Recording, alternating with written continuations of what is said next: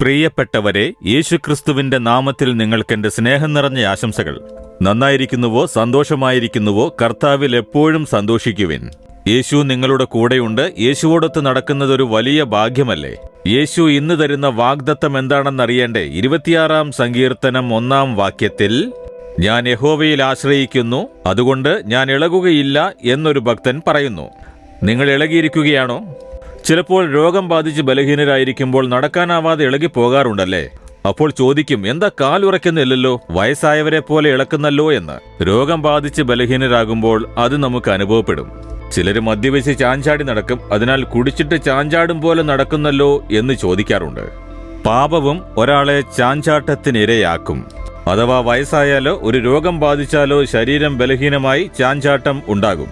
പക്ഷേ ദാവീദ് പറയുന്നു, ഞാൻ ഇളകുകയില്ല, ഞാൻ യഹോവയെ ആശ്രയിച്ചിരിക്കുന്നു, ആശ്രയിച്ചിരിക്കുന്നത് കൊണ്ട് ഞാൻ ഇളകുകയില്ല. യേശുവിനെ വിശ്വസിച്ച് ആശ്രയിച്ചാൽ നമ്മുടെ ജീവിതത്തിൽ പാപമുണ്ടാവില്ല, പാപത്തിന്റെ ബാധയും ഉണ്ടാവില്ല. യേശുവിനെ ആശ്രയിച്ച് നടന്നാൽ യേശു നമ്മുടെ ബലമായിരിക്കും. വാർദ്ധക്യത്തിലും ബലം കായ്ച്ച് ഇലകൊഴിയാത്ത മരത്തെ പോലെയായിരിക്കും. ശരീരത്തിൽ നല്ല ആരോഗ്യവും സൗഖ്യവും ഉണ്ടായിരിക്കും. അപ്പോൾ നാം ചാഞ്ചാടില്ല. യേശു നമുക്ക് പുതിയ ബലം നൽകും. കഴുകനെ പോലെ വീണ്ടും യൗവനത്താൽ നാം പുതുപ്പിക്കപ്പെടും.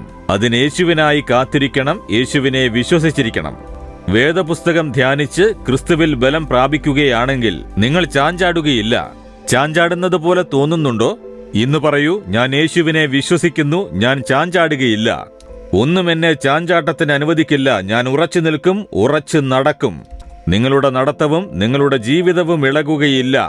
എന്റെ ജീവിതം ചാഞ്ചാടിയിരിക്കുന്നു എന്ന് വിഷമിക്കുകയാണോ? ഇല്ല, യേശു നിങ്ങളുടെ കൂടെയുണ്ട്. നിങ്ങളെ ഇളകാൻ സമ്മതിക്കില്ല. ധൈര്യത്തോടെ പറയൂ, യഹോവയെ ഞാൻ വിശ്വസിക്കുന്നു, യഹോവ എന്റെ ബലമായിരിക്കുന്നു, ഞാൻ ഇളകുകയില്ല. യേശുക്രിസ്തുവിന്റെ നാമത്തിൽ യഹോവ എന്റെ ബലം, ഞാൻ അവനെ വിശ്വസിക്കുന്നു, ഞാൻ ഇളകുകയില്ല. ഞാൻ വിജയം വരിച്ച് ഉറച്ചു നടക്കും, ജീവിക്കും. യേശുവിന്റെ നാമത്തിൽ ആമേൻ, ആമേൻ.